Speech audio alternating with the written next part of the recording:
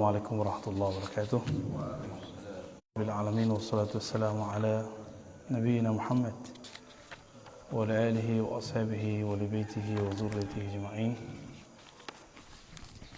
Baik, kita lanjutkan kajian Riyadhus Shalihin.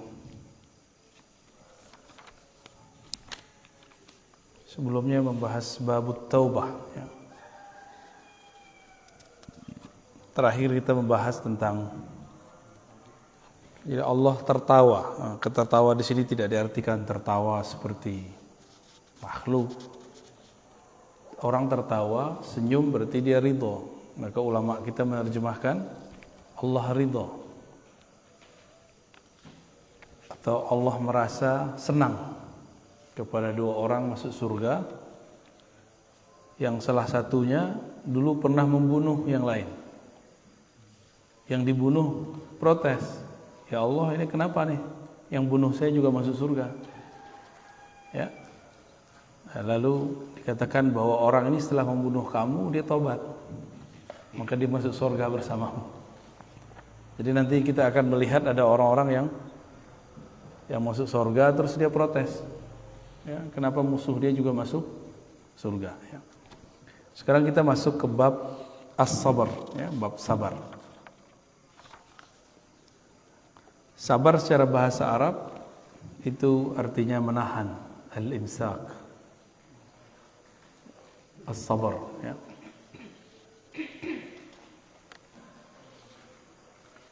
Sabar itu banyak macamnya, tidak hanya musibah, termasuk ngajar itu perlu kesabaran ya.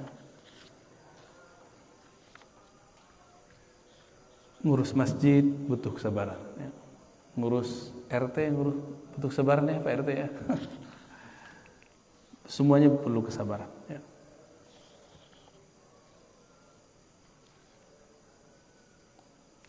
Ngaji juga butuh kesabaran.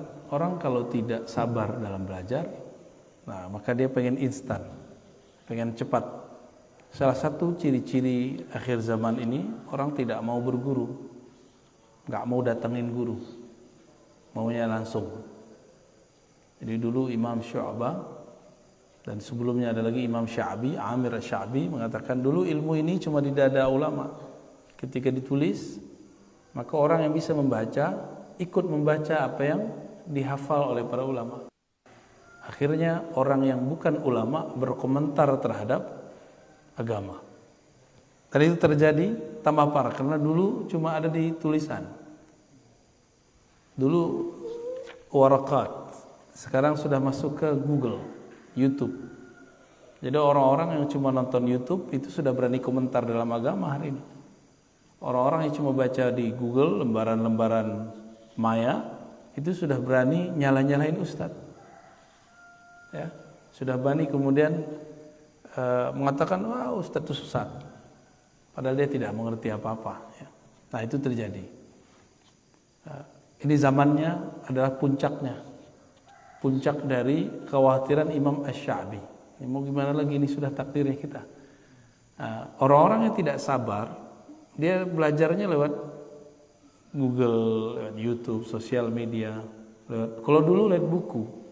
Jadi dulu orang rajin baca buku aja tanpa guru, itu tercela.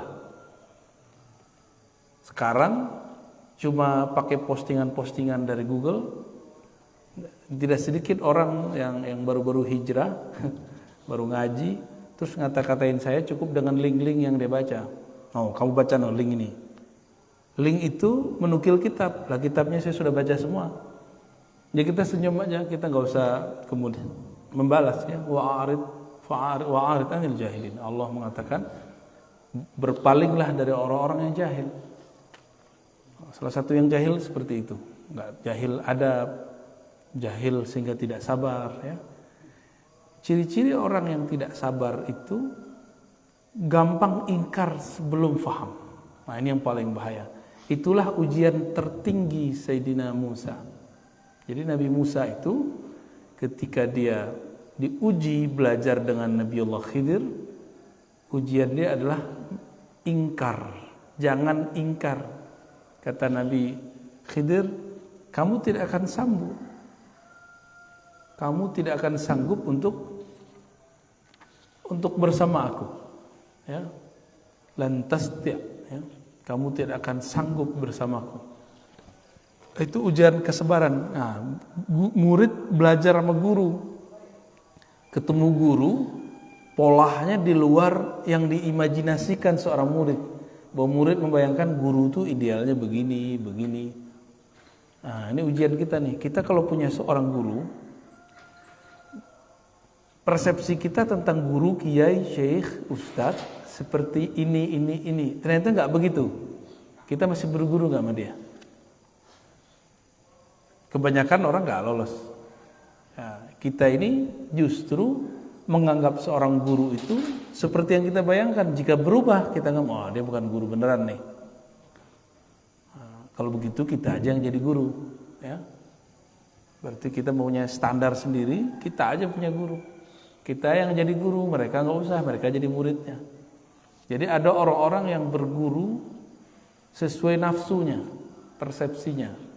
Bukanlah berguru sesuai dengan apa yang terjadi pada guru itu. Apapun yang terjadi pada guru itu kita ridho. Nah, kalau itu terjadi, lolos latihan Nabi Khidir. Ya. Nah, ada sabar juga, sabar dalam berumah tangga. Karena di dalam Al-Quran itu dikatakan, sesungguhnya surat Taghabun, pasanganmu, ya, pasangan itu baik suami ke istri, itu istri ke suami. Sebagian dari pasangan dan anak-anakmu aduwwal lakum, dapat jadi musuh kamu. Benar ya? Makanya ada orang tengkar nggak? Dulu nikahnya indah-indah, tapi kemudian tengkar. Ya itu dia. Karena kadang pasangan anak bisa jadi musuh. Ya. Kalau mampu sabar di situ, maka Allah mengatakan innallaha ma'as sabirin. Allah bersama orang yang sabar. Baik, di sini ada banyak ayat beliau sebutkan. Ada 1, 2, 3, 4, 5 ya, di bab ketiga. Lalu ada banyak hadis. Nah, kita ambil beberapa ayat. Allah berfirman, Bismillahirrahmanirrahim. Sebelumnya mari kita baca surah Al-Fatihah. Semoga Allah membuka pikiran kita semua, memberkahi pengarang kitab ini, dan menyampaikan salawat kita kepada baginda Rasul SAW. Al-Fatihah. Bismillahirrahmanirrahim. Ya kemudian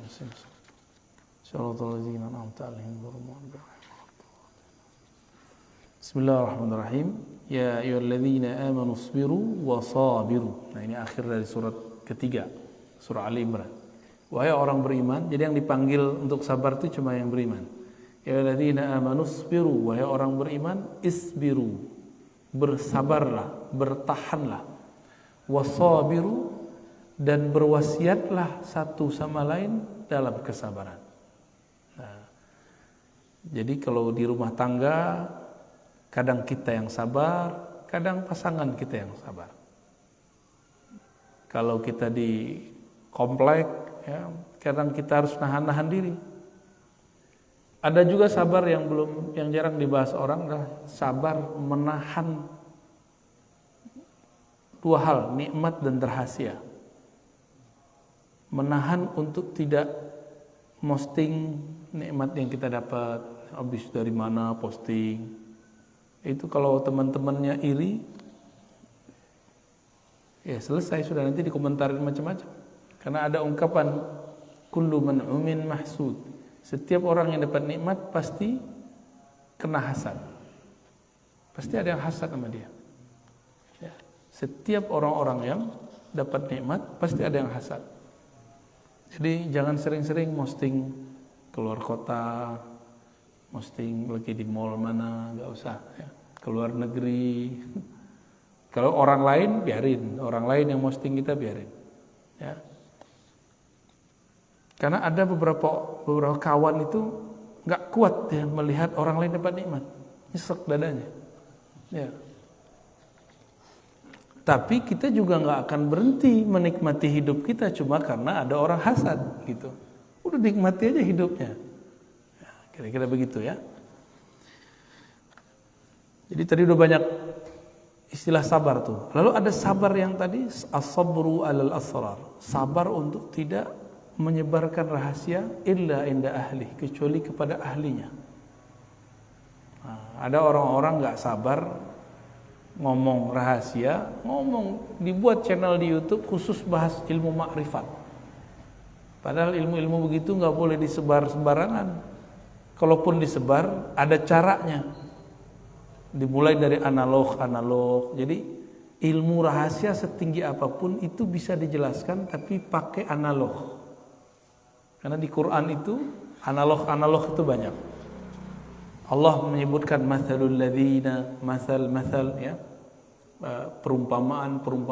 Maka Imam Ibnu Qayyim nulis kitab namanya Al-Amsal, permisalan, analog ya.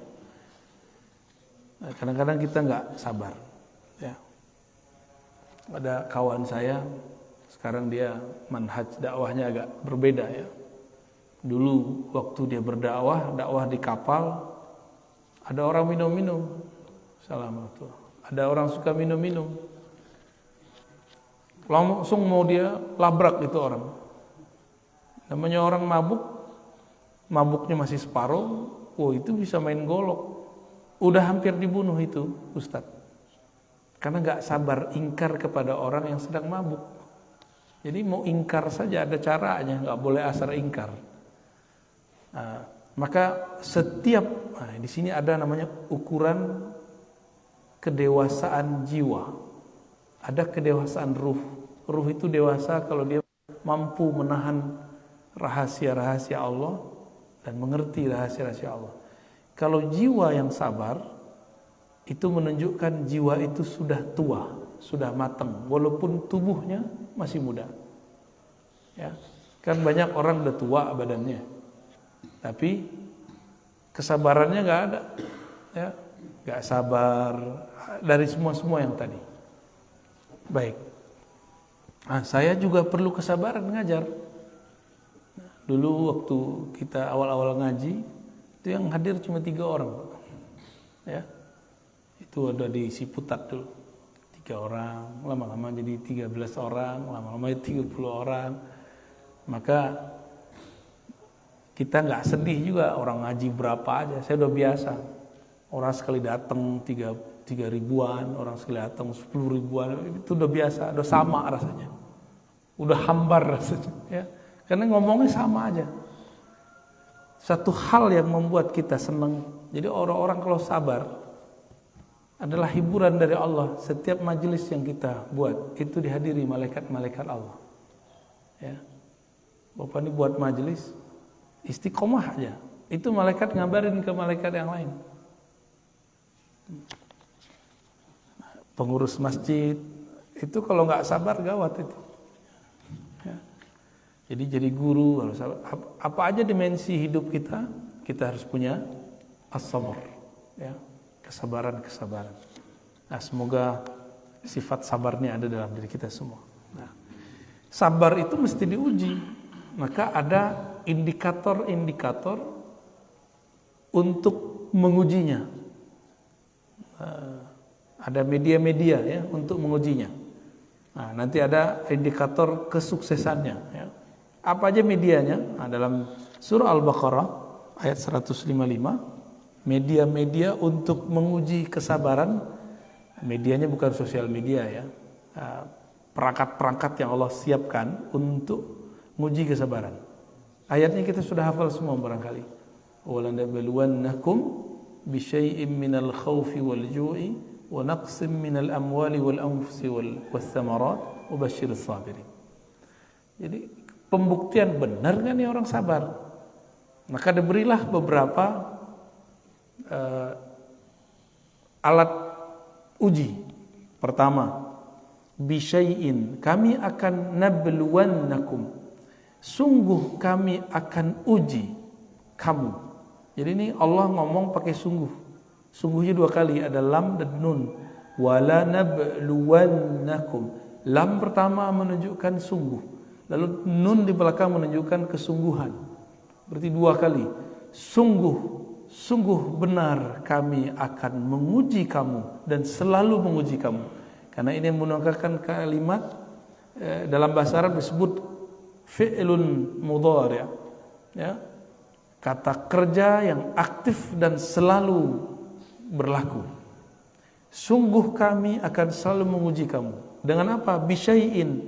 Syai'in itu dalam bahasa Arab sedikit. Sedikit saja. Bisyai'in minal khauf. Sedikit saja dari khauf, rasa takut.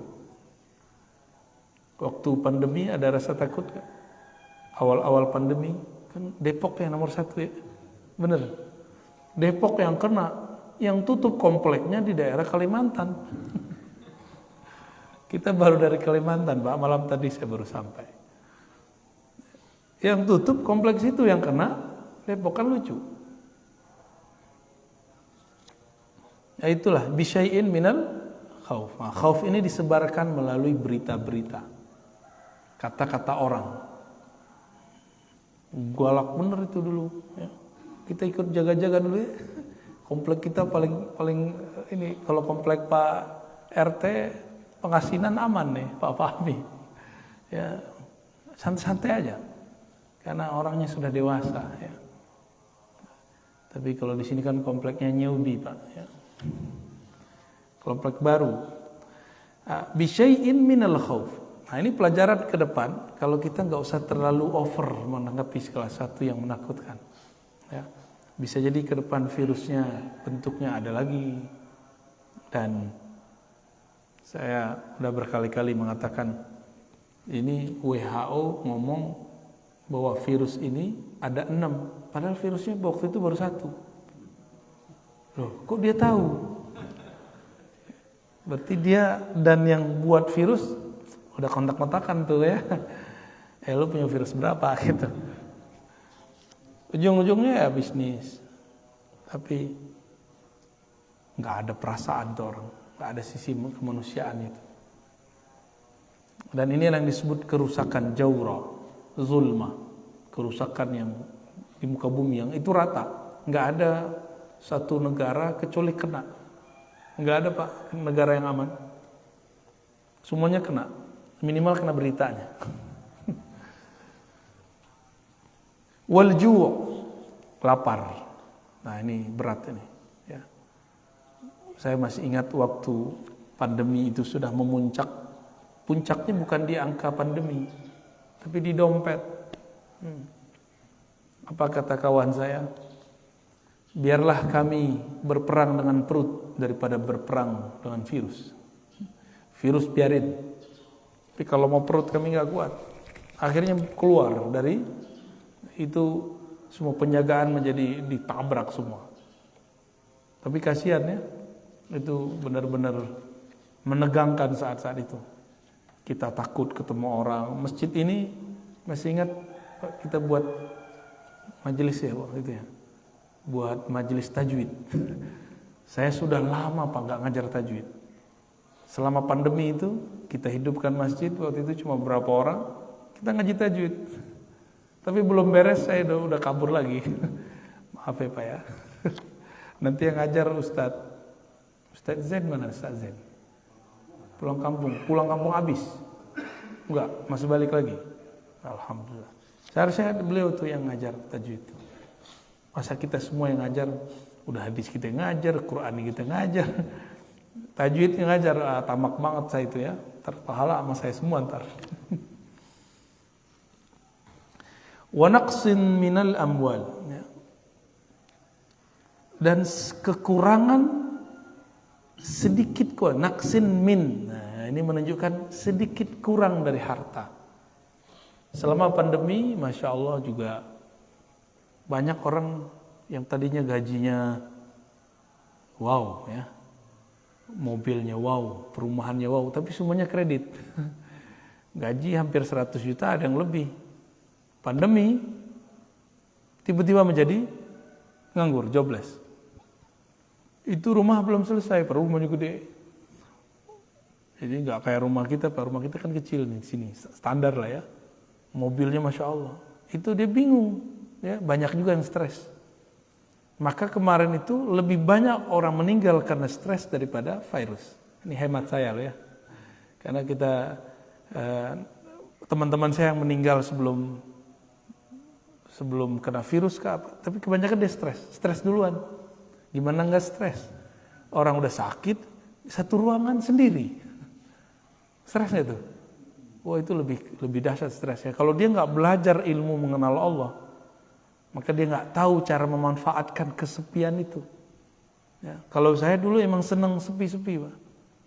Jadi saya dulu waktu kecil itu dilatih untuk zikir sendiri 40 hari 40 malam. Nggak boleh ngomong kecuali sepentingnya. Kita cuma 3 tuh ya di surau itu. Saya di tengah, di sudut teman saya, itu bertiga aja. Kita nggak ngomong-ngomong kecuali di waktu-waktu tertentu. Lampu yang dihidupkan cuma lampu kecil sekali. Sehingga udah terbiasa sepi. Kayak saya bilang ke orang di rumah, kita cari rumah yang agak ke hutan-hutan yuk. Nggak mau deh. Sudah terbiasa sepi gitu. Maunya di komplek. Kalau di komplek, urusannya komplek, Pak ya. Wal anfus, ya, dan kekurangan jiwa, maksudnya mati. Nah, virus itu, inilah dalilnya. Kenapa mesti ada orang meninggal karena virus? Ini dalilnya. Bahwa memang akan selalu ada, apapun itu namanya, entahkah virus, entahkah musibah alam, bencana, apapun namanya, nanti akan terjadi. Mungkin kita akan menyalahkan virus, menyalahkan yang baru disuntikan ke kita itu apa? Vaksin. Itu kan konsep kita, Pak. Kalau ditakdir Allah, orang ini meninggal tanggal sekian, hari sekian. Dibuatlah sejarahnya biar nggak terlalu mencolok, dia meninggal setelah kena virus atau setelah dimasukin. Ya, itu cuma jangan ketipu, jangan salahkan siapa-siapa. Ya, kenapa saya katakan begitu? Ada satu riwayat dalam riwayat Imam Qurtubi. Riwayatnya menyebutkan malaikat maut yang dalam bahasa Ibrani disebut Israel, dalam bahasa Arab itu masih diperdebatkan namanya. Malaikat maut. Itu datang kepada Allah semacam demo. Ya Allah, jadi ternyata malaikat maut ini punya sisi yang lembut juga. Apa kata dia? Ya Allah, jika engkau membiarkanku mencabut nyawa makhlukmu, maka semua makhlukmu akan benci dan takut kepadaku. Terus gimana? Tenang, malaikat maut, kata Allah. Aku akan ciptakan asbab-asbab, sebab-sebab, kejadian-kejadian yang dengan kejadian itu orang terlihat dia meninggal setelah kejadian itu, padahal itu kerjaan kamu. Ini malaikat maut setiap hari mandang kita, Pak. Bapak dipandang semua setiap hari. Kalau dia berkedip, mati kita. Ini gampang sekali bagi malaikat maut untuk mematikan kita. Dia sudah punya tanggalnya semua. Tanggalnya, detiknya. Ya, jadi kalau ada kawan kita meninggal karena virus, bukan karena virus itu yang membunuh dia. Banyak kok orang kena virus di luar sana, nggak mati-mati kok. Ya. Kawan kita tiap kali ada virus ini D3 ya, kena terus, Pak. Nggak mati-mati. Positif terus dia. Nggak mati-mati. Karena emang takdir dia belum mati dengan virus itu. Mungkin dia mati nanti. Ini wanaksin minal amwal. Tapi orang kan nggak sabar. Orang kemudian menyalahkan ini, menyalahkan itu. Ya. Wathamarat. Nanti akan ada juga ujian paceklik. Kurangnya buah-buahan. Kurangnya bahan makanan. Nanti orang nggak akan sabar. Ya. Berarti ada berapa perangkat-perangkat alat uji kesabaran. 1, khauf, berarti psikis. Ju, fisik, lapar. Harta berkurang, berarti fisik, materi. Al-anfus, juga fisik, manusia. Jadi ujian terberat itu justru psikologi. Ya, psikologi kita yang dihancurin. Maka dimulai dengan kata khauf. Lapar nomor 2. Maka hati-hati konsumsi berita. Alhamdulillah saya sudah nggak nonton berita, Pak. Kalau orang ngasih tahu, kamu udah lihat belum berita ini? Baru kita cari di YouTube. Jadi saya nonton berita itu lah di YouTube. Jadi nggak mau membuat kita terpapar setiap hari dengerin berita. Itu kan konyol orang hidup hari ini. Ya, menurut saya itu kekonyolan. Untuk apa dia dengerin sesuatu yang nggak penting dia dengerin? Kan buang-buang memori. Ngapain nggak dengerin Quran aja, dengerin ngaji aja? Ya. Kan sama aja kan dapat berita. Ini berita dari Allah, ini berita dari makhluk. Pilih mana? Ya, alhamdulillah kayak dunia ini lebih nyaman. Jadi waktu pandemi lagi ramai, saya nggak mau dengerin. Makanya kita waktu itu udah hidupin masjid ya. Sama beliau nih kita hidupin masjid. Ya, orang-orang bahlul sekomplek ini. Orang pada takut kita buat majelis di sini. Ya. Ada berapa orang itu Pak? Ya, 5 orang ya. Ini beliau nih, Pak mantan RT kita. Juga sama. Ya, ada satu lagi yang Pak Guru mana nih Pak Guru nih? Pak Rohman. Nah, itu dulu kita bareng-bareng tuh. Ya, ini akan terjadi terus. Jadi jangan dikira ini cuma terjadi di masa lalu. Besok terus Pak.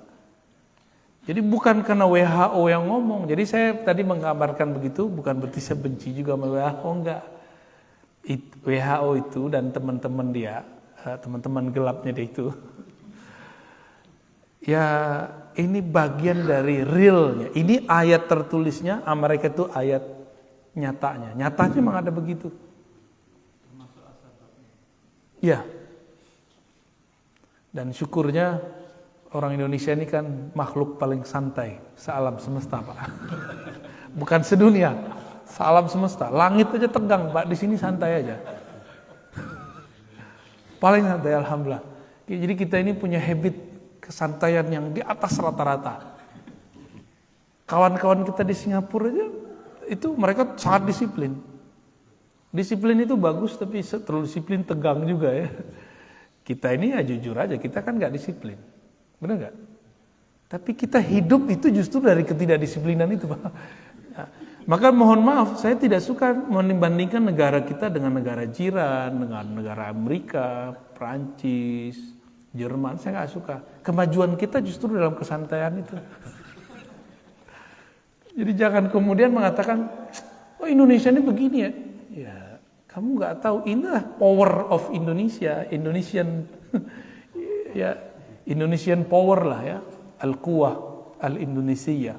Kekuatan orang Indonesia itu di santainya. Bapak coba lihat orang Indonesia jalan.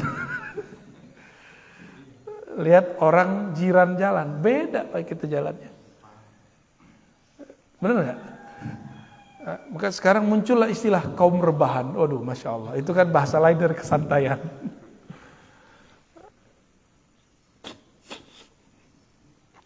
Dan saya menikmati itu ya. Tapi sesantai-santainya dia harus punya waktu serius. Nah kita serius tuh nggak usah tunjukin amat ke orang ya. Saya masa-masa serius saya sudah lewat. Itu masa-masa kuliah. Kita kuliah saya sangat serius. Saya kalau nggak perlu saya nggak temenan. Jadi saya temenan cuma sama orang-orang yang menurut saya perlu. Egois banget kan.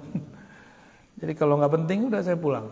Pulang dari dulu itu kita cuma baca. Kalau saya agak mumet saya nonton film kungfu.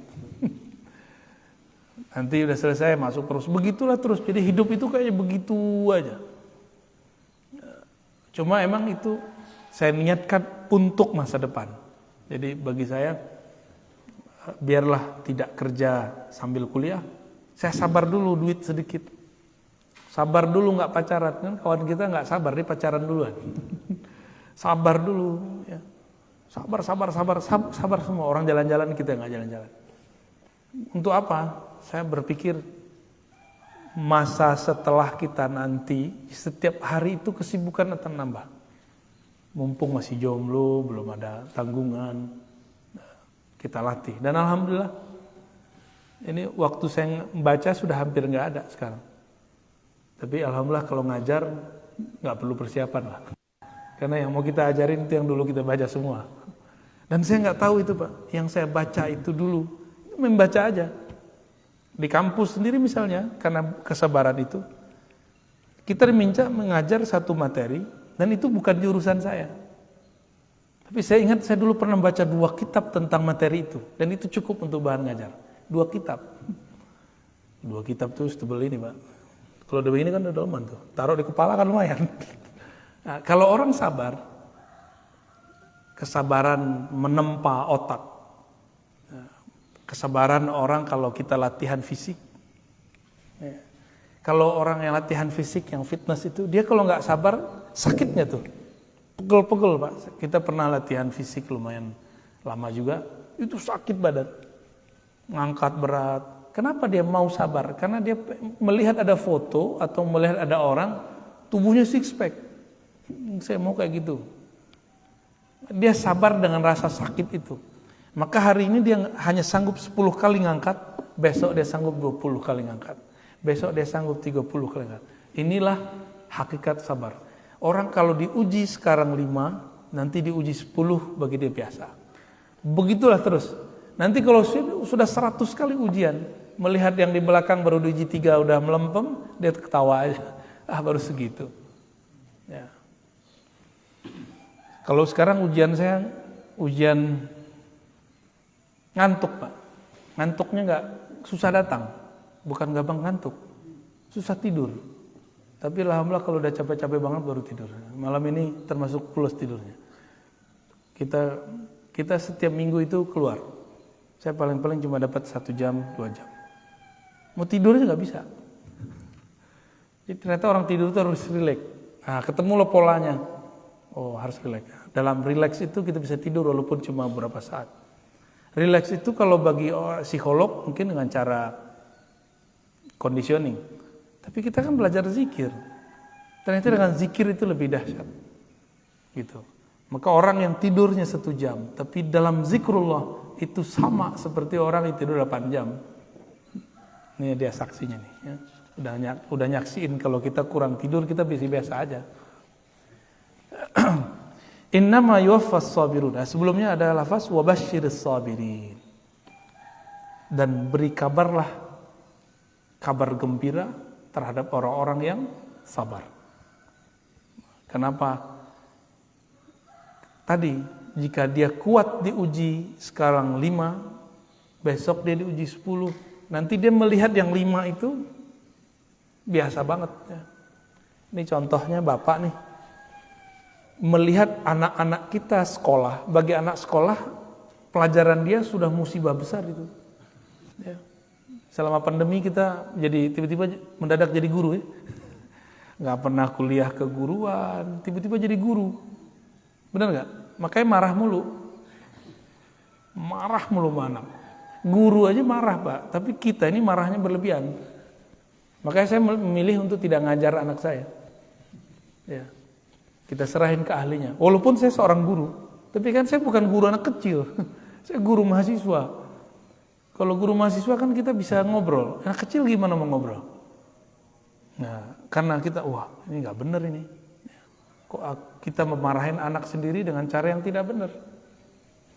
Tapi kita melihat, iya pelajaran anak kecil itu kan ringan bagi kita, benar nggak? Nah, kenapa orang tua bisa marah ke anaknya waktu ngajar? Karena dia punya pandangan, ini kan mudah, kok anakku nggak bisa paham? Nah, dia memaksakan kemudahan dia pada kemudahan anak. Berarti dia nggak menerima realita. Kalau anaknya masih anak-anak, jangan hukumi anak itu dengan hukum anak remaja atau dewasa. Jadi kalau nggak sanggup ngajar anak, serahin ke orang, ya, serahin ke guru. Wabasyiris sabirin, beri kabar gembira lah orang-orang yang sabar. Orang sabar ini pasti dapat farhan nanti, kebahagiaan. Innama yuwaffas sabiruna ajrahum bighairi hisab. Surat Az-Zumar ayat 10. Orang-orang yang sabar itu akan disempurnakan ajrahum. Balasan mereka, reward bagi mereka bighairi hisab, unlimited. tanpa ada lagi hitungannya.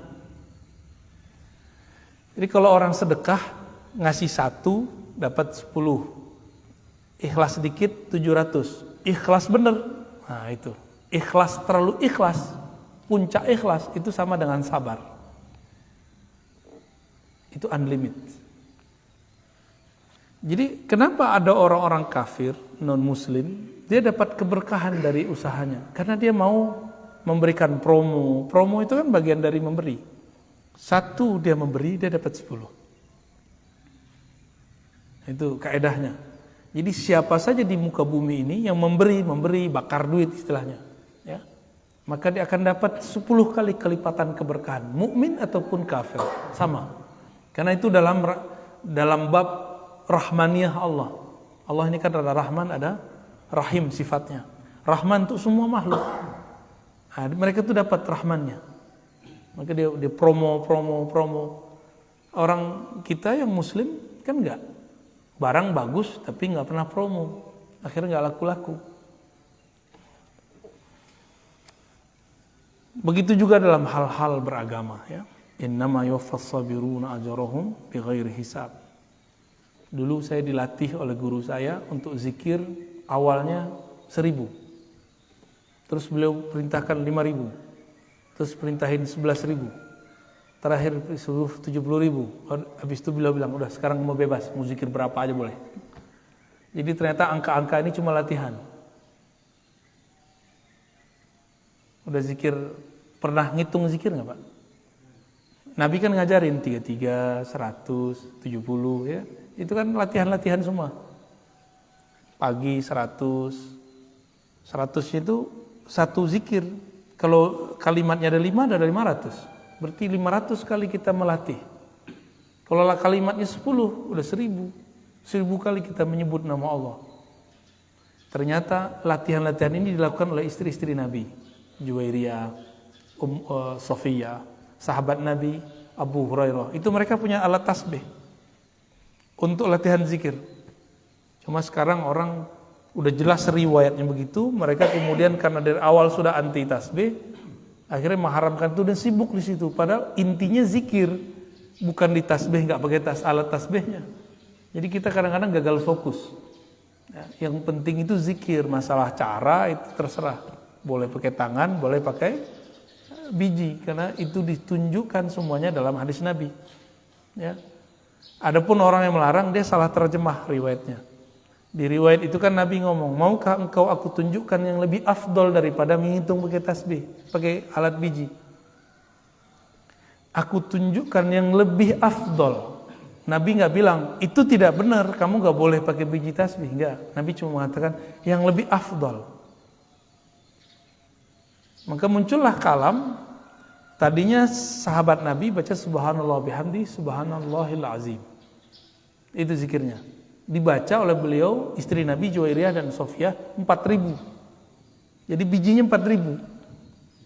Itu biji ditumpuk 4.000 Pak. Dulu kan belum ada, belum digabung pakai tali dulu. Jadi beliau bilang subhanallah bihamdi subhanallah 4.000 biji tasbih. Ternyata dalam ilmu zikir, jadi ilmu zikir ini beda dengan ilmu fikih. Ilmu zikirnya ada kurikulumnya. Kurikulum pertama menghitung. Hitung dulu, sabar nggak hitung. Setelah istri beliau matang dalam menghitung, maka beliau mengajarkan kurikulum berikut yang lebih tinggi daripada menghitung. Nih zikirnya. Subhanallah bihamdi ada khalqihi wa zinata arsyihi wa midada kalimati. Engkau jika baca ini sama dengan zikir 4.000. Jadi dalam bab tentang keilmuan zikir, ada satu zikir kelipatan 4.000. Jadi saya ngitungnya satu lafaz ini sama dengan 4.000, bahkan lebih. Tapi sebelum sampai ke situ, kita harus ngerti dulu, harus jalanin dulu yang ini. Gitu. Kami dulu dapat tugas meneliti hadis. Kalau sekarang, kalau tahu caranya Pak, meneliti hadis cukup pakai Google. Di Google itu nggak selamanya juga jelek ya. Ya, kalau bagi saya peneliti, itu hadis-hadis itu kita teliti. Awal-awal saya dulu belajar meneliti hadis, itu manual. Masuk ke perpus, cari pengarangnya, kumpulkan 10 kitab. Kita cari satu-satu, manual. Dan itu nikmatnya bukan main. Kesabaran mencari itu, nggak tahu ada apa istilahnya, kalau orang bahagia itu hormon endorfin apa namanya, ya tiba-tiba itu terasa ada kecanduan di situ. Jadi orang olahraga itu kan badannya kemudian mengeluarkan hormon itu, hormon bahagia.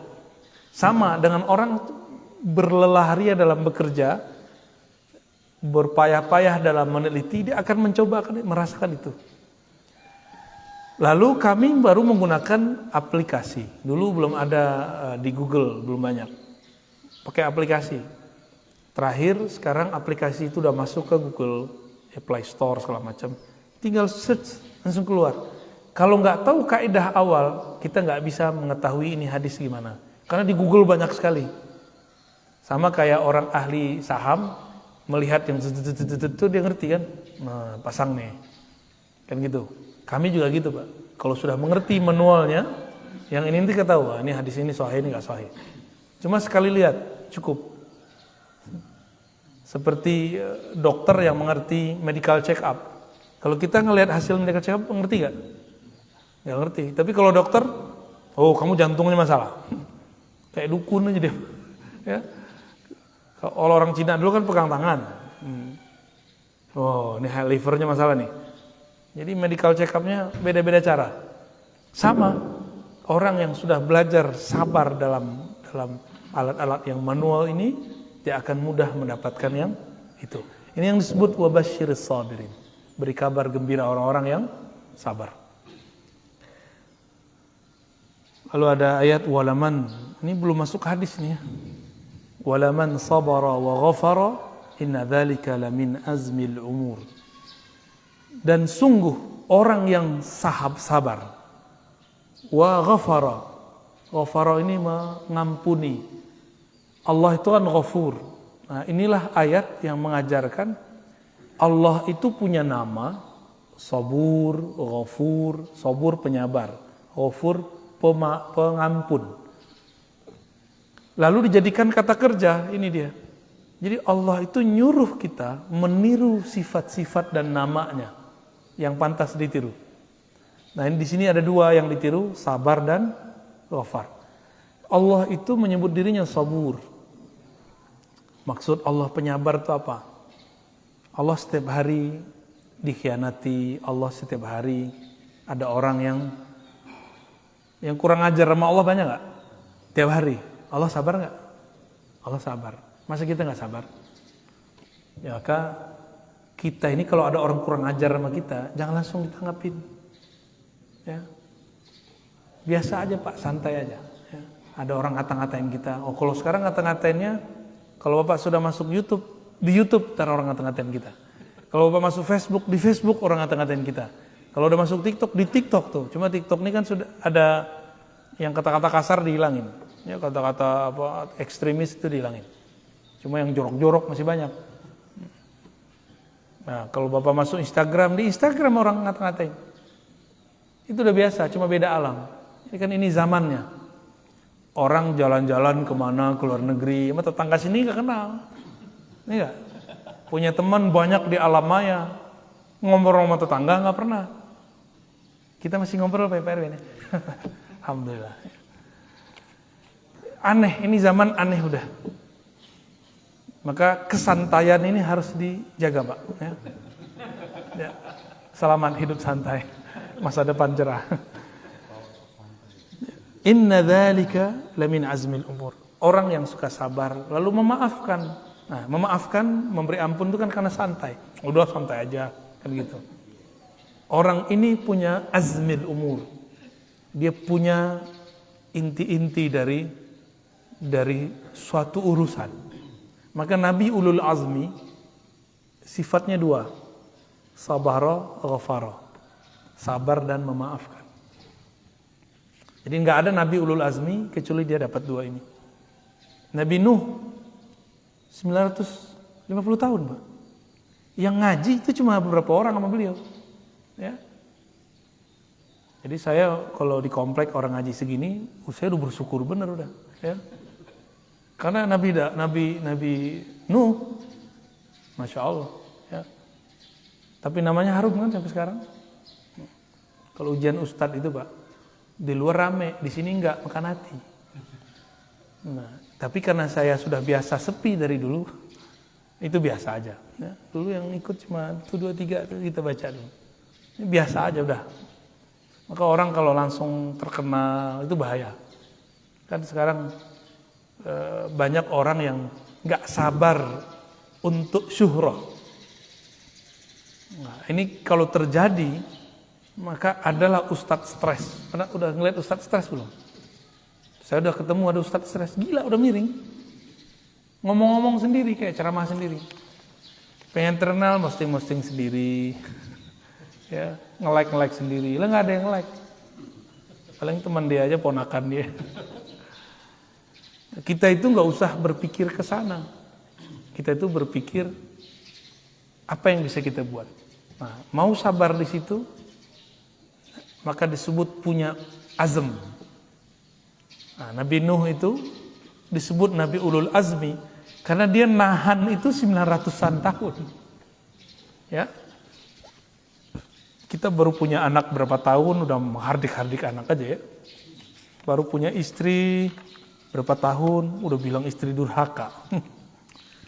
Baik, ista'inu bis sabri was salah innallaha ma'as sabirin. Ini orang banyak nanya, cara khusyuk gimana? Nah, coba lihat ayatnya. Ista'inu, minta tolonglah kepada Allah dengan sabar dan sholat.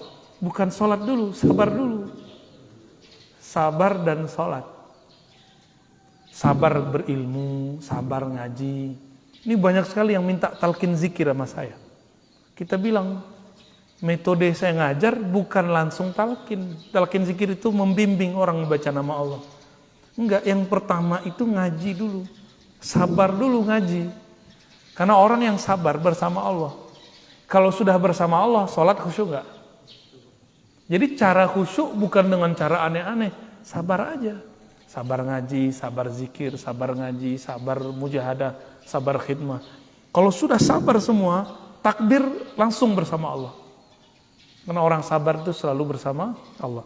Innallaha ma'as sabirin. Surah Al-Baqarah 193. Jadi metode khusyuk paling cepat, sabar. Gak perlu belajar thariqat aneh-aneh. Gak perlu belajar pelatihan ini, pelatihan itu. Sabar aja. Tapi sabar versi Allah, bukan sabar versi kita. Kita kan sering ngomong, aku udah sabar tapi kok enggak, berarti belum sabar. Ya, orang sabar nggak ada ngomong begitu. Terakhir, berarti kita baru nyampe di ayatnya, tapi ini ayatnya sudah dahsyat ya. Walanabluwannakum, sungguh benar-benar kami akan selalu menguji kamu, hatta na'lamal mujahidina minkum wassabirin, sehingga kami mengetahui. Na'lam, kalimatnya pakai na, kami di situ sebenarnya bukanlah Allah semata, tapi malaikat, wali-wali Allah, nabi-nabi Allah tahu kalau kamu ini pejuang atau orang-orang yang sabar. Ya. Mumpung belum perang. Ini kan belum perang, Pak. Nanti itu perang itu urusannya urusan perut. Negara sama negara bisa invasi nanti. Asbabnya bisa virus, disebar, segala macam. Makanya kita udah melihat gejolak itu sudah mulai muncul. Dan negara-negara yang sudah mulai sadar, mereka baca prediksi yang bagus. Mereka sudah bisa mempersiapkan militernya. Walaupun tukang komentar ya, yang ada di YouTube, sosial media mengatakan sekarang perangnya perang opini. Enggak, nanti bakal ada perang fisik. Dan itu Nabi yang ngabarkan. Nabi yang ngabarkan akan ada perang fisik. Ya, jangankan itu ya. Kita aja kalau berperang sama perut, mau perang dengan ini kan kita mirip perang dengan perut. Ya, mau tonjokan orang sekarang berani. Nah, di dalam Al-Quran dikatakan, sungguh-sungguh kami akan selalu menguji kamu. Sehingga para nabi, para wali, para malaikat tahu siapa di antara kita yang pejuang mujahidin, siapa di antara kita yang sabirin. Ya, mujahid artinya orang-orang yang berjuang. Berjuang sekarang itu beda dengan berjuang nanti. Orang yang sabar perjuangannya sekarang, dia lebih afdol daripada orang yang sabar nanti. Sama dengan orang yang hijrah sebelum Fatu Mekah dengan orang yang hijrah setelah Fatu Mekah. Fatu Mekah ini kan penaklukan Mekah tahun 8 Hijriah. Itu beda. Nah, orang-orang yang sudah mulai sadar sekarang ini, itu beda pada dengan sadar ketika nanti sudah mulai kacau. Ya. Nah, mumpung belum ada paceklik yang panjang. Kalau kata ahli ekonomi, kata ahli bahan bakar, 2030 bensin habis. Kata orang bisnis biasa untuk memajukan mobil listrik. Ya, kata orang bisnis. Tapi ini real, Pak. Ini real. Hitung-hitungan ahli pengamat tentang kekuatan bahan bakar di dunia, itu belum ketemu lagi lumbung-lumbung baru yang bisa mengcover 50 tahun ke depan. Ini kuatnya semua negara paling 10 atau 15 tahun ke depan. Jadi 2030 bacaan mereka bensin habis. Maka mobil-mobil nanti pakai listrik. Itu kan bahasa mereka. Kalau dalam bahasa agama lain. 2030 barangkali itu adalah awal dari hidup manual kembali. Ini versi saya, Pak. Nggak tahu kalau yang sahihnya ya. Ini kan versi kita membaca gejala-gejala alam. Ya. Ini bukan berarti bahan bakar habis begitu saja. Efeknya besar.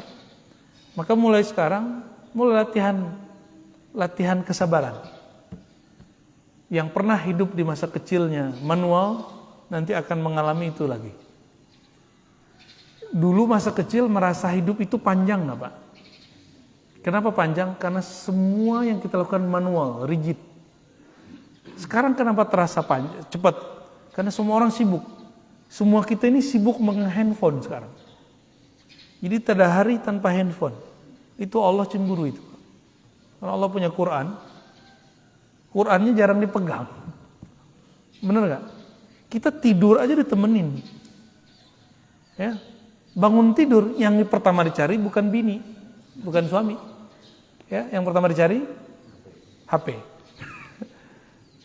Cemburu gak Mas? Ya, Pak, istri kita bangun, yang dicari handphone. Gak cemburu ya? Oh, kalau saya cemburu. Tapi mau gimana lagi ya? Kita ini cuma ke Indomaret di depan, naik motor, benar nggak? Gimana kamu sehat? Ya, wajar kemudian asam urat. Ya. Betul-betul aneh Pak hari ini, bener-bener aneh. Ini kan lagi naik nih, zaman-zaman rebahan ini lagi naik. Nanti ada kemuncul turun.